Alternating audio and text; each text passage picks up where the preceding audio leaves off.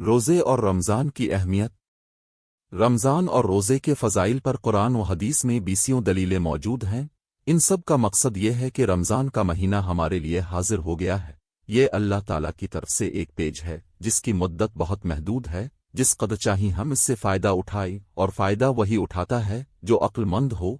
اگر آپ اپنے آپ کو عقل مندوں کی فہرست میں شمار کرتے ہیں تو خوب فائدہ اٹھا کر اپنے عقل مند ہونے کا ثبوت دے۔